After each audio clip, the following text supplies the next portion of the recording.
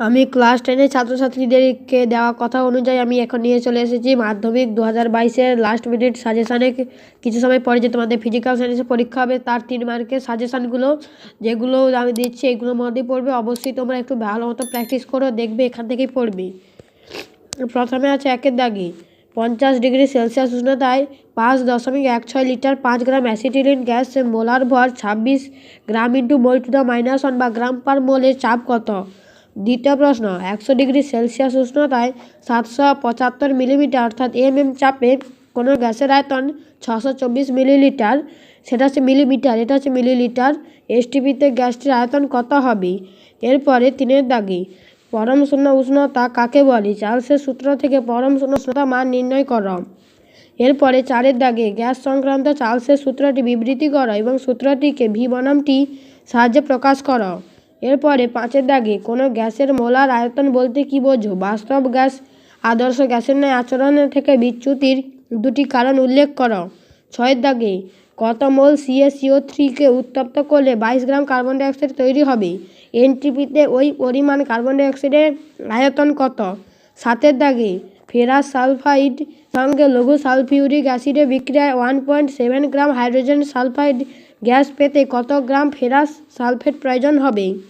এরপরে 8-এর দাগে CaCO3 এর সঙ্গে লঘু HCl এর বিক্রিয়ায় CaCl2 CO2 ও H2O উৎপন্ন হয়।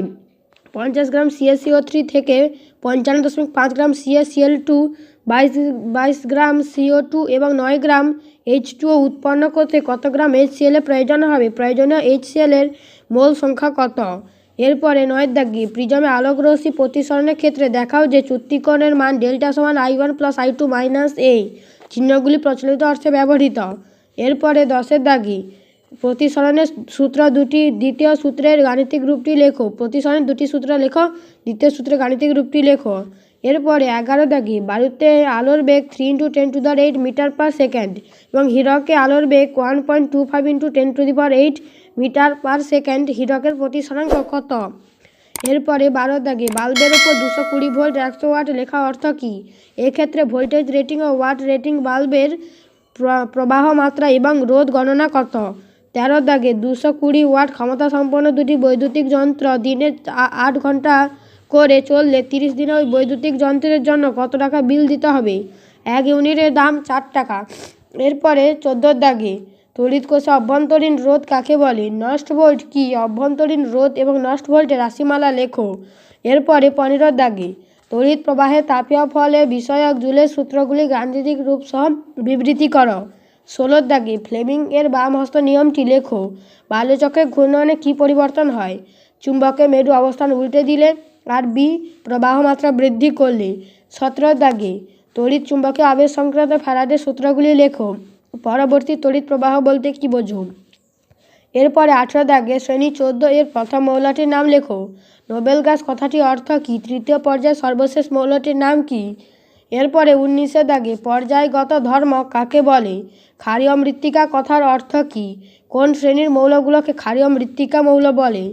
20 দাগে A, B ও C তিনগুলির পারমাণবিক সংখ্যা যথাক্রমে 6, 8, 10। C হলো একটি নিষ্ক্রিয় গ্যাসীয় মৌল। I কোন মৌলটির তড়িৎধর্মিতা সবচেয়ে বেশি? I কোন মৌলটির পরমাণুর আকার সবচেয়ে কম? আর 3, B মৌলটি পর্যায় সারণী কোন শ্রেণীতে অবস্থিত? এরপরে 21 দাগে বলেছে মৌলসমূহের পর্যায়বৃত্ত ধর্ম বলতে কী বোঝায়? একটি উদাহরণ সহ লেখো। একই ধর্মের মৌল উল্লেখ করো যেটি পর্যায়বৃত্ত ধর্ম নয়। এরপরে 22 দাগে কোনো মৌলের পরমাণুর আয়োনাইজেশন শক্তি বলতে কী বোঝায়? লিথিয়াম, রুবিডিয়াম, পটাশিয়াম ও সোডিয়ামকে আয়োনাইজেশন ঊর্ধ্বক্রমে সাজাও। এরপরে 23 দাগে হাইড্রোজেন ধর্মের সঙ্গে গ্রুপ 1 মৌল একটি ধর্ম ও গ্রুপ 17 মৌলগুলির দুটি ধর্ম সাদৃশ্য উল্লেখ করো।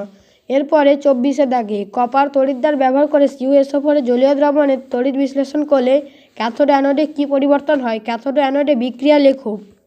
এরপরে 25 দাগে তড়িৎ লেপন কাকে বলে? তড়িৎ লেপনের দুটি উদ্দেশ্য দাও। 26 দাগে তড়িৎ বিশ্লেষণের সময় কোন শক্তি রাসায়নিক বিক্রিয়া ঘটানোর জন্য দায়ী? অম্লায়িত জলের তড়িৎ বিশ্লেষণের সময় ক্যাথোডে কী কী বিক্রিয়া সংঘটিত হয়? ছাত্রছাত্রীরা ক্লাসটি শেষ পর্যন্ত দেখার জন্য অসংখ্য ধন্যবাদ। এবং তোমাদের আমি 1, 2, 3 মার্কের পুরো সাজেশান সম্পূর্ণভাবে দিয়ে ফেলেছি। এবার আমার কাজ শেষ হয়ে গেল। এবার তোমাদের কাজ, তোমরা কীভাবে পরীক্ষায় লিখবে সেইগুলো তোমরা যদি ভালো প্র্যাকটিস করো তাহলে তোমরা অবশ্যই ভালো লিখতে পারবে। এবং তারপরে তোমাদের পরীক্ষা শেষ হলে তোমরা কি উত্তর লিখেছো তা সেগুলো ঠিক না ভুল সেগুলো অবশ্যই কারেকশান করার কাজ থাকবে আমার, কেননা আমি এরপরে তোমাদের পরীক্ষা শেষ হলে আমি সেই প্রশ্নের উত্তরগুলো দেবো। অবশ্যই সেই ক্লাসটি দেখার জন্য আমার চ্যানেলটিকে সাবস্ক্রাইব করে রেখো।